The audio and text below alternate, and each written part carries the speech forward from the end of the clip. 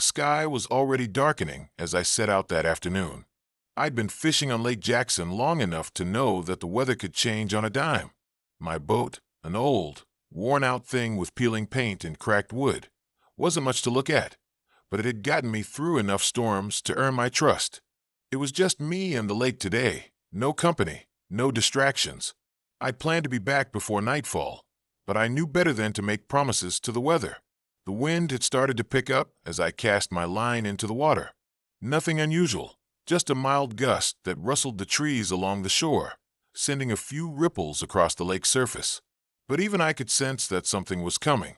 The water had a different feel to it, something unsettled about the way it shifted, how it moved against the wind. The hair on the back of my neck stood up, though I brushed it off. Maybe I was just being paranoid, but I'd learned that when it came to the lake, it was always better to trust your gut. That's when I saw it. At first, I thought it was a log drifting lazily in the water, but there was something wrong about the way it moved, too deliberate, too erratic. It wasn't until I leaned forward, squinting into the distance, that I realized it wasn't a log at all. It was a dog. I couldn't tell much at first, just a vague outline of its form struggling in the waves, its head barely visible above the surface, its body occasionally disappearing beneath the water. I squinted hard, my heart sinking into my stomach. I knew I had to act and fast. The wind was picking up, and the storm was close now. I'd been on this lake long enough to know the kind of storms that could blow in without warning. I threw my rod aside and started the engine. The boat groaned under the strain, the sputtering sound of the motor fighting against the increasingly rough waters. I had no idea what kind of shape the dog was in, but the closer I got, the clearer it became. It wasn't just struggling, it was fighting for its life. By the time I reached the dog, I was cursing under my breath, fighting against the choppy water. The boat rocked dangerously with each wave, but I kept my focus on the animal. It was a German shepherd, its fur matted and soaked. Its eyes were wide and panicked, but it was still swimming, struggling to stay afloat. I could see the muscles in its legs tremble, its breathing ragged. I didn't hesitate. I reached out to grab it, but it flinched, pulling away as I got closer. The poor thing must have been terrified, but I wasn't going to let it drown. With a firm grip, I managed to catch hold of the dog by the collar, pulling it aboard the boat with more force than I intended. It yelped, but I didn't have time to be gentle. The storm was closing in fast, and there was no telling how much longer I could keep the boat afloat. As I pulled the dog onto the deck, I could feel its body trembling with cold and exhaustion. Its breathing was shallow, and I noticed immediately that it wasn't just tired from a swim. The poor animal had clearly been through a lot. Its coat was thick with mud, its paws were scraped raw, and I could feel the sharp rise and fall of its ribcage beneath its fur. It was injured, but I couldn't tell how badly. The storm was nearly on top of us now. The sky cracked with thunder, and the wind howled as it sent waves crashing against the sides of the boat. I fumbled to grab a blanket I kept tucked away in the cabin, covering the dog's shivering body, praying I wasn't too late. The dog's eyes were still wide, but they weren't quite as panicked as they'd been. It looked up at me, studying me with an intelligence I wasn't used to seeing in stray animals. This wasn't just any dog. It had been trained, I could tell. The way it held itself, even in such a state of distress, was different from the typical stray. This was no ordinary pet. I wasn't sure what had happened to this dog, how it had ended up in the lake alone, or why it had been out there to begin with. The questions rolled in like the storm clouds overhead, and I couldn't shake the feeling that something more was at play here. The dog, its soaked fur glistening in the fading light, seemed to be trying to communicate with me in a way words couldn't. There was an urgency in its gaze, a silent plea for help that mirrored my own desperation. I just had to get us back to shore. The boat creaked under the strain as I fought against the growing storm, steering toward the distant shoreline. The wind howled, the rain coming down in sheets. But through it all, I kept my eyes on the dog, wondering what had brought it here, and why it had been so determined to survive. The rain was blinding, and the boat swayed with each wave, but I didn't dare slow down. Time was running out, and I wasn't about to lose this dog to the lake, not after everything it had been through.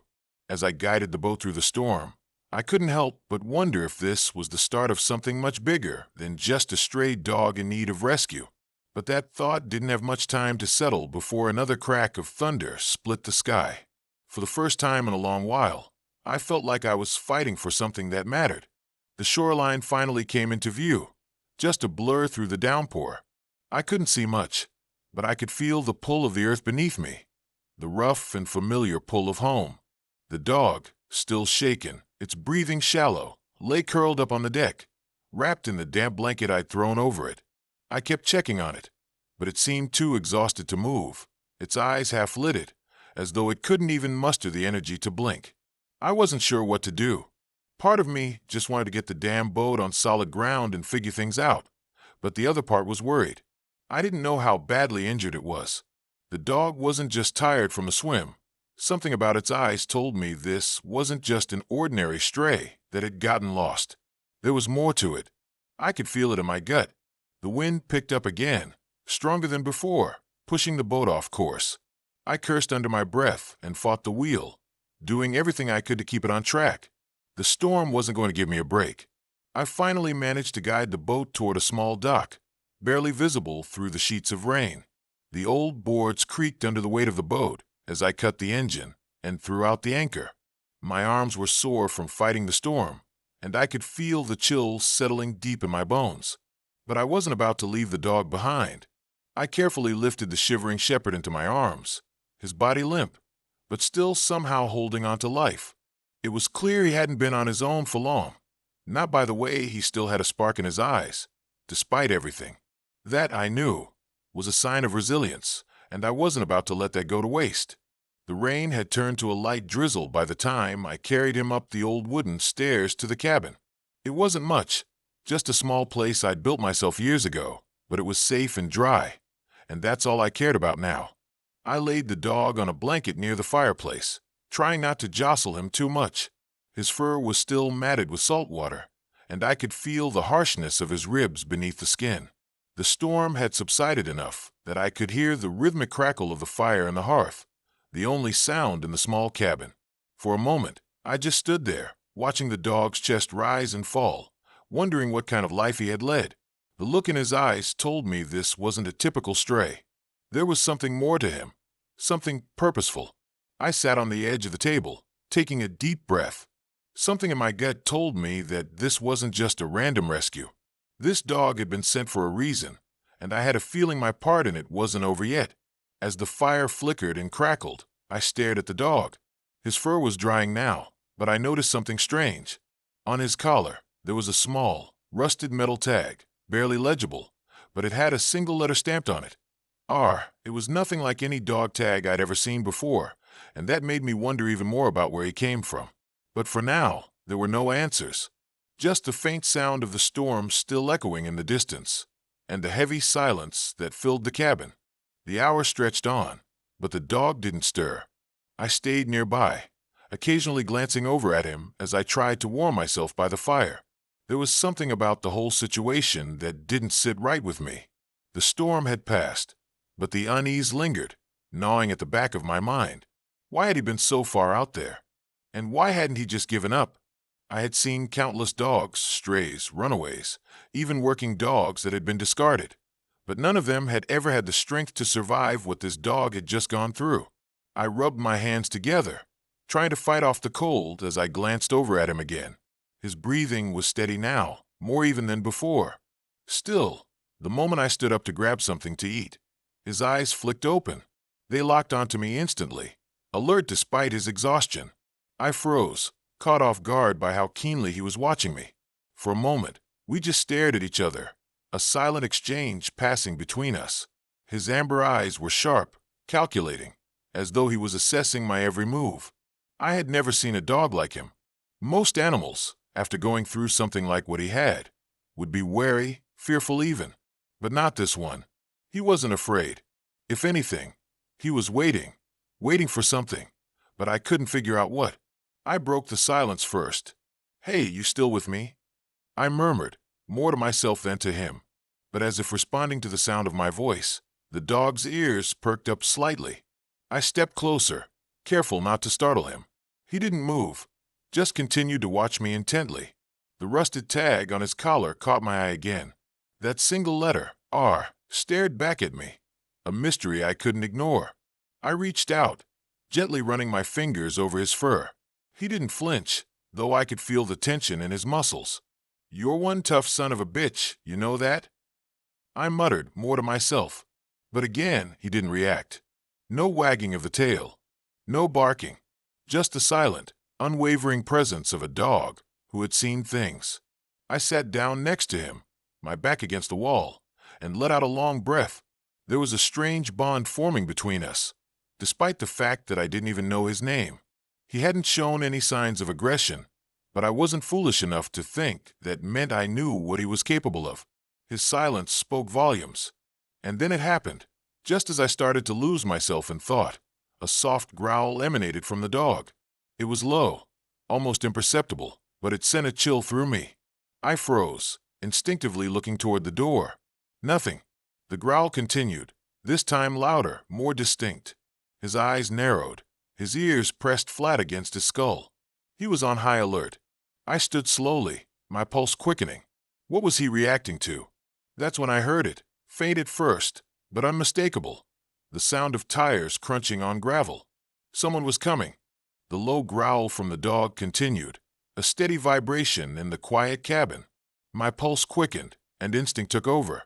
I had no idea who it could be, but the last thing I needed was to deal with someone unexpected, especially with a dog like this one, who I was still trying to figure out.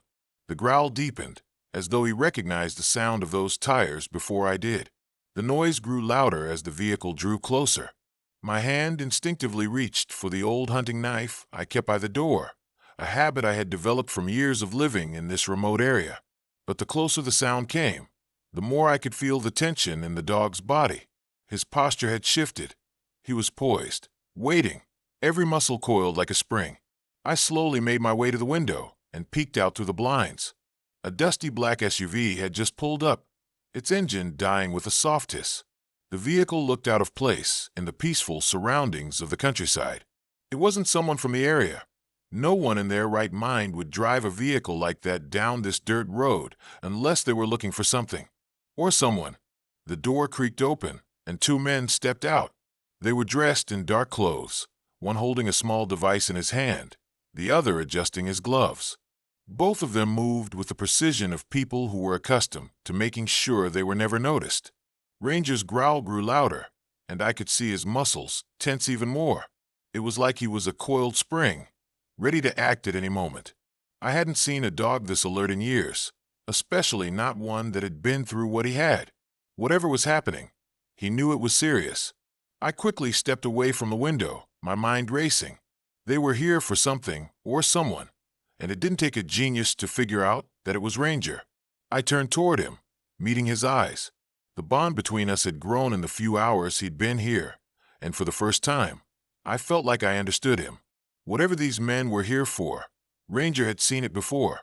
He was ready. "You ready?" I whispered, even though I knew he couldn't answer.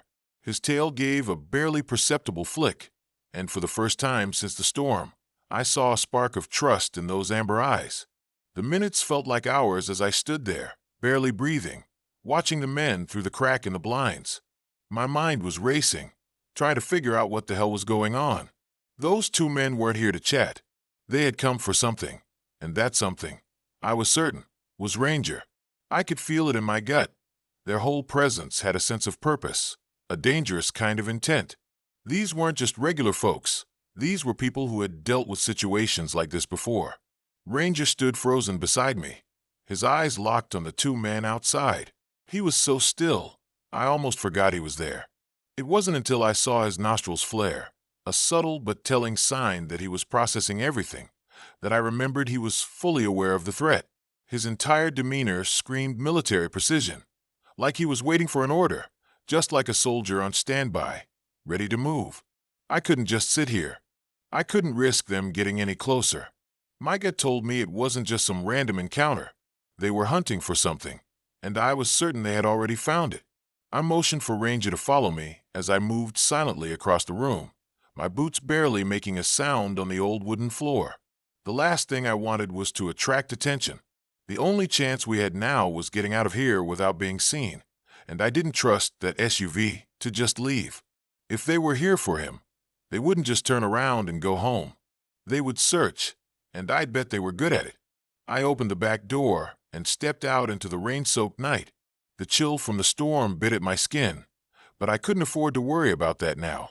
I could hear Ranger's soft breathing behind me, his body pressed close, staying low and quiet. He had followed me without hesitation, moving with a purpose. There was an old dirt road that wound its way out from the back of the cabin, leading into a thicket of trees. I had used it many times to get out of sight when I didn't want to be found, and right now, it was our best shot.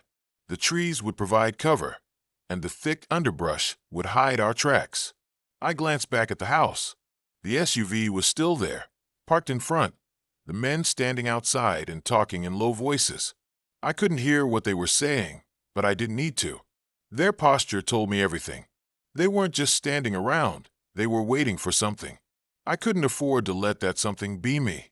"Let's go, boy," I whispered, and with that, we slipped into the darkness. The rain pelted my face, but I kept moving. I didn't dare look back. I could hear Ranger's soft footsteps behind me, but he was far too quiet to be a distraction. His every move was calculated, like he knew what he had to do. As we moved deeper into the woods, the sounds of the night filled the air, wind rustling the leaves, the occasional crack of a branch breaking, and above it all, the sound of our own breathing, harsh and quick. I kept an eye on the trail behind us, but so far, the distance between us and the men seemed to grow. I didn't know if they had seen us yet, but I didn't plan on giving them the chance. We reached the edge of the thicket and slowed. I turned to Ranger, whose face was now illuminated by the dim light from the distant cabin. His expression was calm, almost stoic, but there was a fire in his eyes, an intensity one hadn't seen before. "They won't stop looking for you," I said softly, though I knew he didn't need the explanation. "We're not safe yet." Ranger didn't respond, but he didn't need to.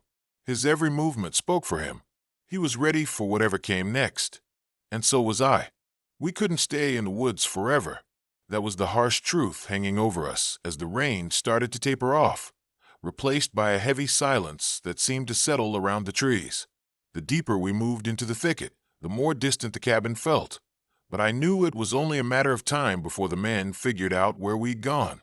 Ranger kept pace beside me, his alert eyes scanning the dark shadows, his ears flicking at every sound. The quiet had become unnerving. Something about it made my skin crawl. But we couldn't afford to waste time. We had to find a place to lay low, somewhere they wouldn't think to look. There was an old marina a few miles down the road, one that barely saw any traffic anymore.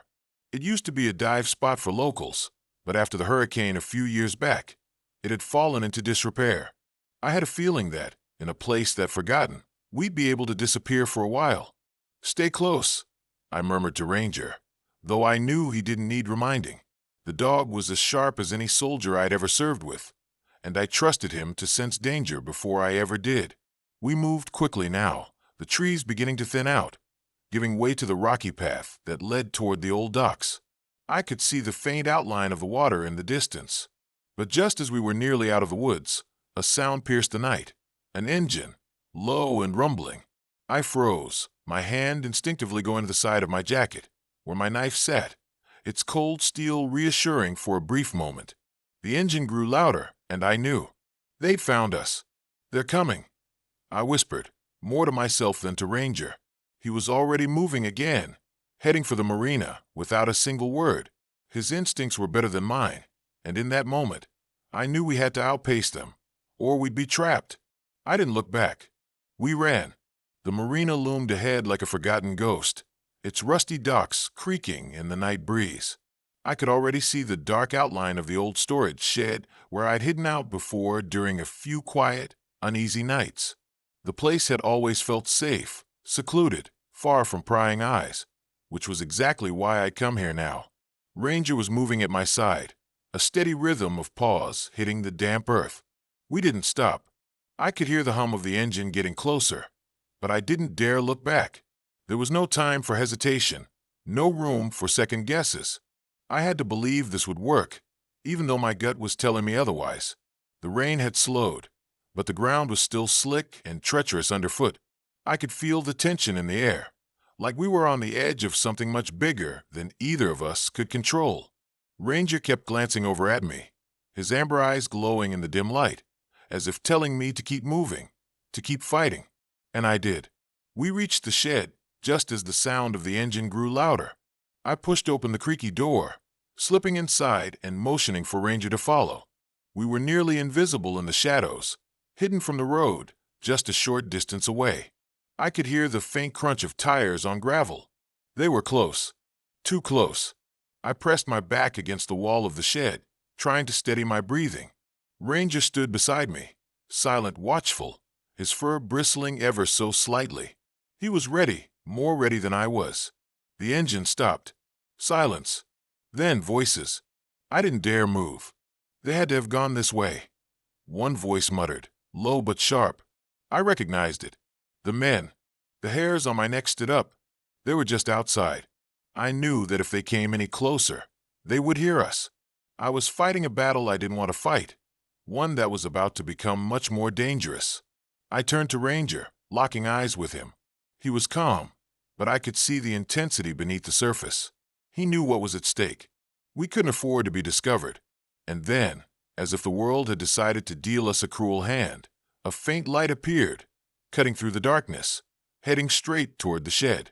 The light flickered across the ground outside the shed, casting long, jagged shadows on the walls. My heart thudded in my chest, and I could hear my own breath too loud in the stillness of the night. The engine had been cut off, but the sound of footsteps now filled the air, slow, deliberate, as if the men were searching, taking their time. They knew we were close. They just had to find us. Ranger tensed beside me. I could feel the shift in the air, the quiet before the storm. His body was coiled, ready to spring, but I needed to hold him back. I knew if we revealed ourselves now, we'd be caught, and there was no guarantee of escape once they had us cornered. The footsteps came closer. I motioned for Ranger to stay down, and he obeyed with the same precision he always did. I held my breath, listening intently, trying to gauge how much longer I had. Every second felt like an eternity, and I couldn't help but think of what would happen if they found us. The men weren't here by accident. They'd been following us for a reason, and it wasn't for a friendly chat. The flashlight beam passed over the front of the shed, and for a moment, it seemed to linger, casting an eerie light on the rusted tools and forgotten machinery inside. The man holding the light wasn't close enough yet, but I could hear him muttering to his partner, confirming what we already knew. This was no random search. They were after something. After us. I glanced at Ranger, his eyes flicking from the door to me, awaiting any sign of what to do next. We had two choices: wait them out and hope they gave up, or make a run for it and take our chances in the open. The men were closer now, their voices louder.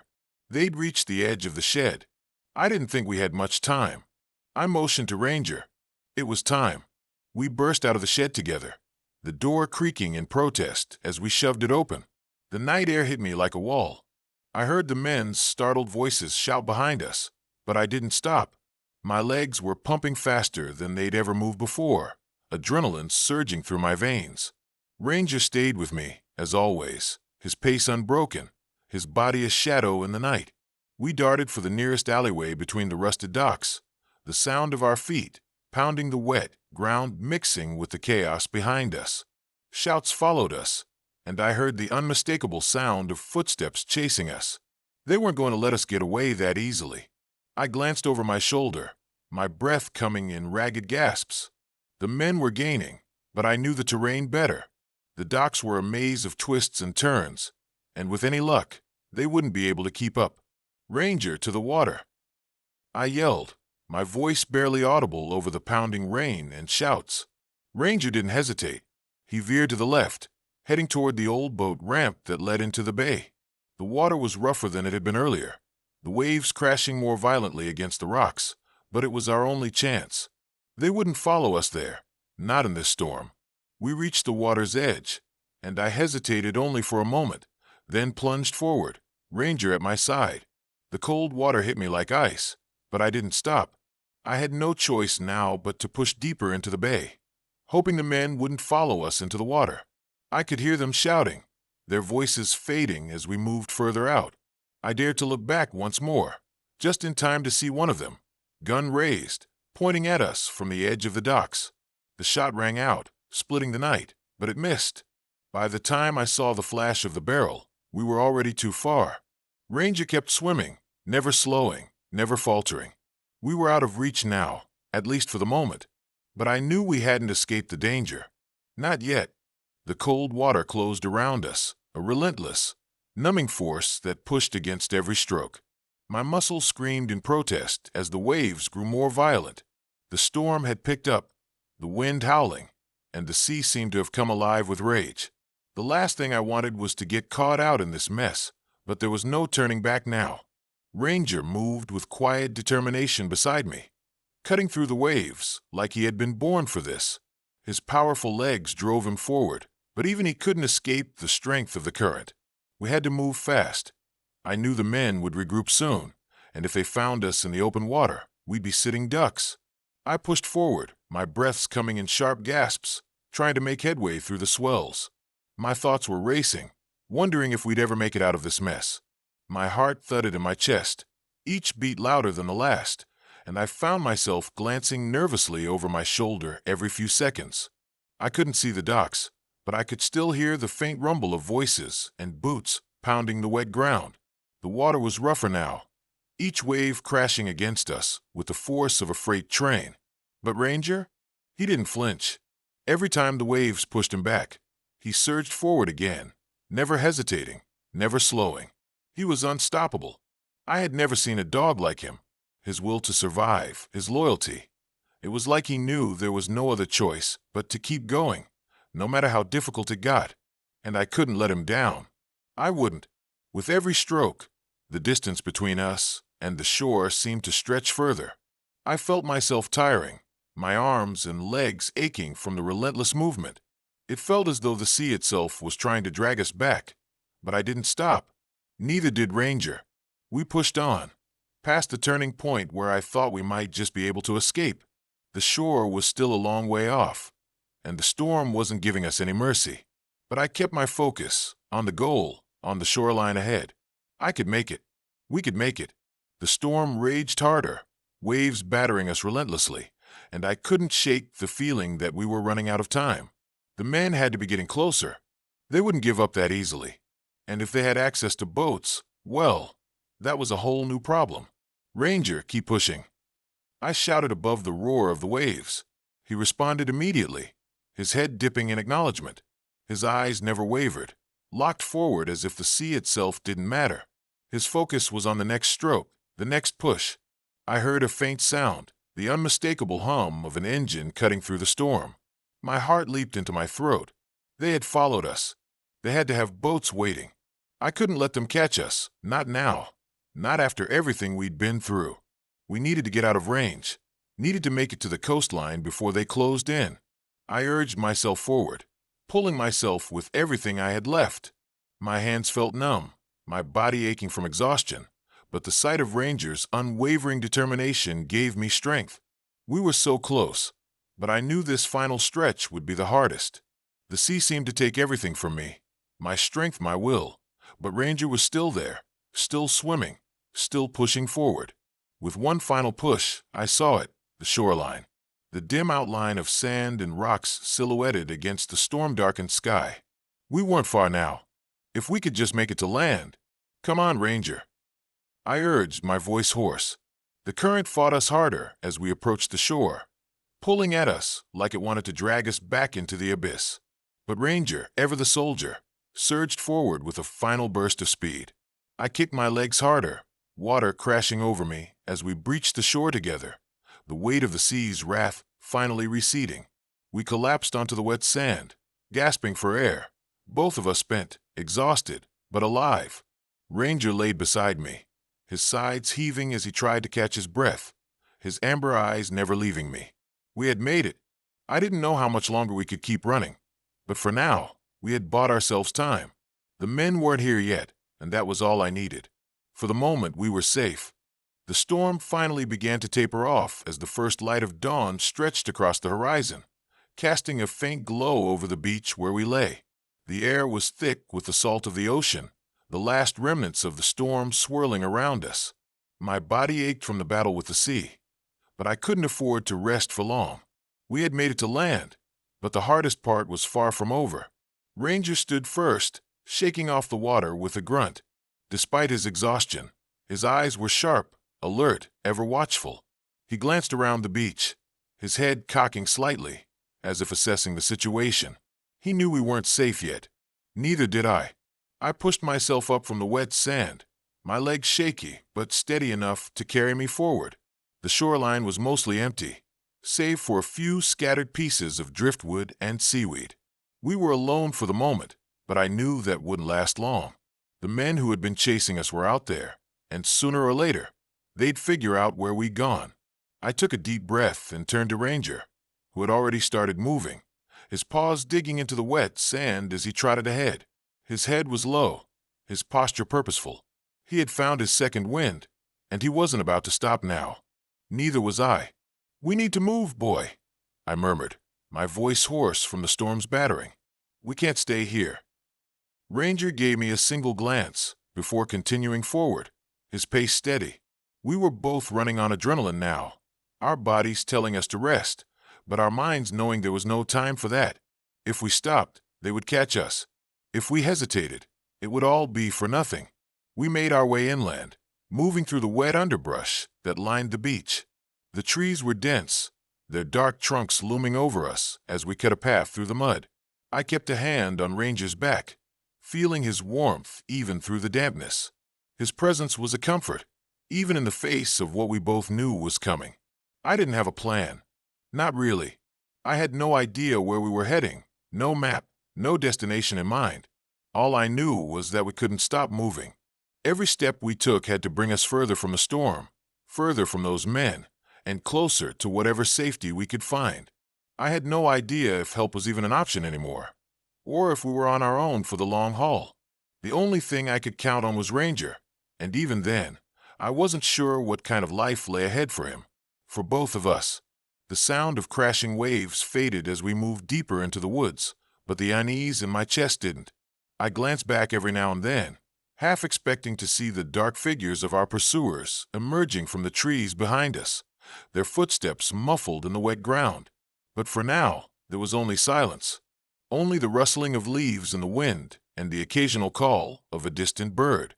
"Stay sharp, Ranger," I muttered, though I knew he didn't need the reminder. He was always sharp.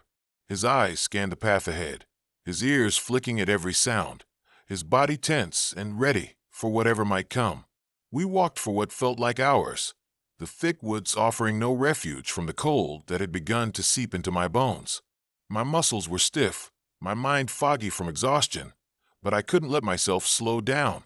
Every time I wanted to stop and rest, I thought of the men who had been chasing us. What did they want with Ranger? Why had they gone to such lengths to find him? Questions circled in my mind like vultures, but I had no answers. I knew I wouldn't get any until we were far from here, far from the past that had driven us into this mess. But for now, all I could do was keep moving, keep going until I could find a way to make sure Ranger was safe, until I could get us both the life we deserved. "Let's keep going, boy," I said softly, my voice barely above a whisper. "We'll find a place to rest soon. I promise." Ranger's head turned toward me, his amber eyes filled with that same unspoken trust. He didn't need promises. He just needed to know that I would keep moving, and as long as he was by my side, I would. Together, we would find a way out of this.